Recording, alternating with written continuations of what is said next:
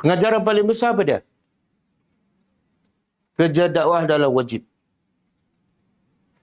Walaupun kena maki, walaupun dia tolak, dakwah mesti diteruskan. Jalan. Sebab apa? Sebab dakwah ni adalah satu apa? Satu proses untuk menyelamatkan manusia daripada azab Allah, daripada neraka.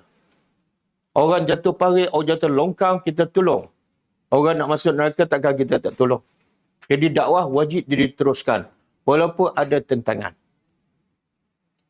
Jadi Nabi tak kata sebab mereka tolak, berhenti dakwah. Cukup, pergi rehat. Tak. Dakwah terus. Yang kedua, pengajaran untuk kita, pendakwah hanya menyampaikan. Bukan kerja pendakwah memastikan orang yang didakwah menerima dakwah.